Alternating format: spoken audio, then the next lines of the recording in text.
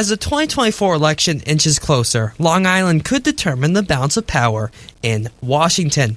Many are vying to unseat Congressman George Santos in the 3rd District, who is under federal investigation.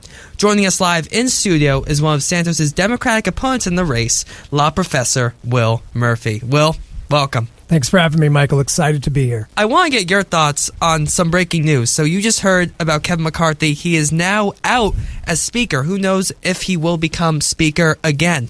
What's your reaction? Do you support that measure? It's a bad reality show. I wouldn't say I support it because I think that Kevin McCarthy is a spineless coward who should be doing a lot of things to be a leader for his country instead of an empty suit.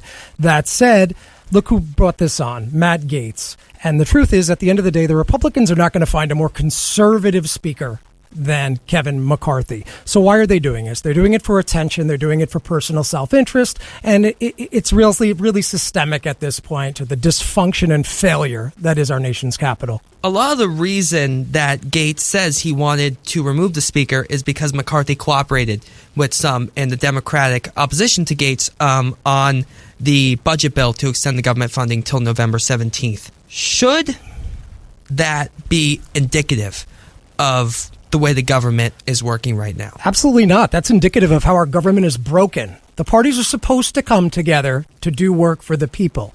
This isn't some game where we're trying to score points with our economy, with our financial future.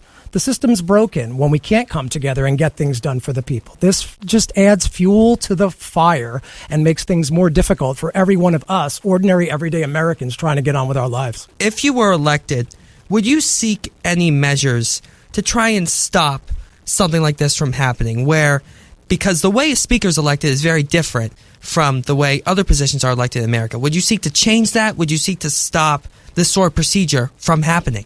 We're trying to change the whole culture. So in that respect, yes, we would try to change it. Matt Gaetz benefits from this. Matt Gaetz is all over the news. He's raising money. He's doing interviews, and he's not doing any work for the American people. The only person Matt Gaetz is working for today is Matt Gaetz.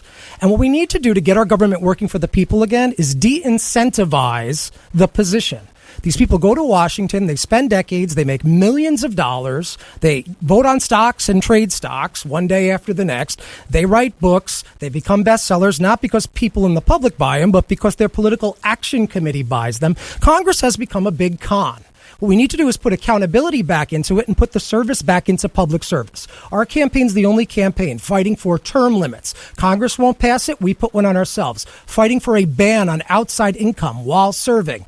We're the only campaign making that pledge. And when government remembers what its goal is and what its purpose is, which is to serve the people that live in this country, we won't have to worry about shenanigans like what went down today, regardless of who the target was and how deserving they might have been in the case of Kevin McCarthy.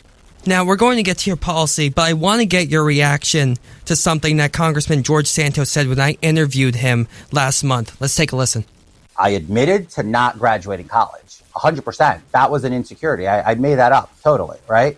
That I did not graduate. But to say that I did not, my work history is fabricated, that's not true. It's not fabricated.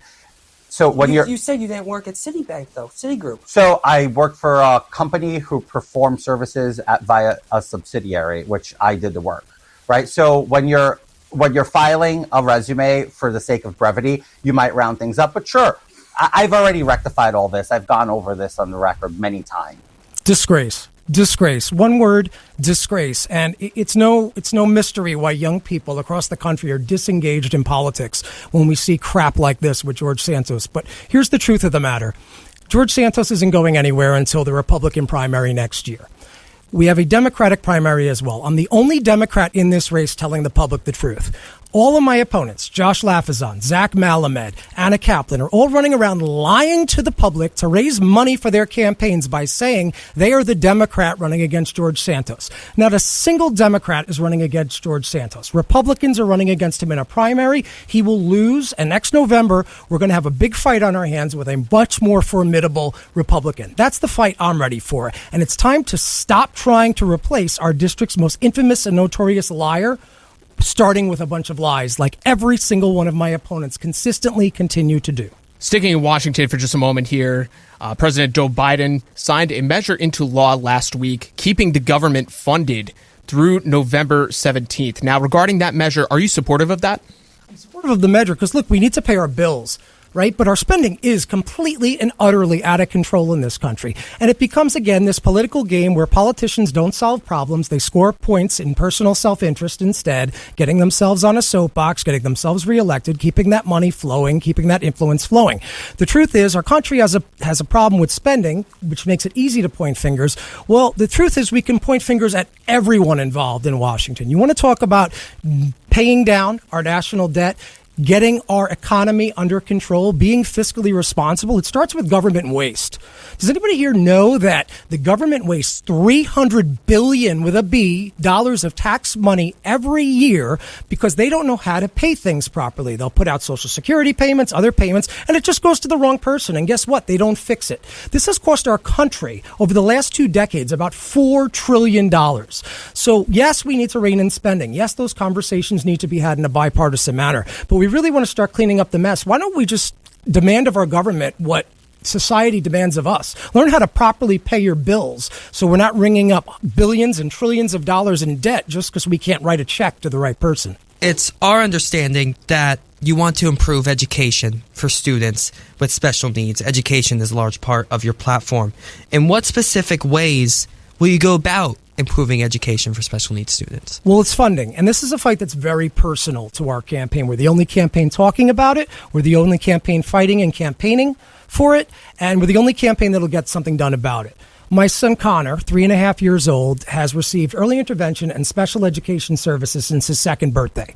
We have done everything in our power to make that happen for him. I am an attorney. I'm a professor. My wife is an attorney and a partner at her law firm. And most people would say you're both attorneys. You should be pretty good at arguing and filling out paperwork. And for us, this has been one mountain to climb after the next. Understanding and completing all the paperwork, making sure it could get certified. Scheduling and enduring endless evaluations. Going through administrative hearings where services were approved, denied, appeals. And then finally, once you get through it all, trying to find qualified therapists who could actually treat our son, and meeting with those therapists when they were available, even if we're meant to be working. Now, the therapists are great.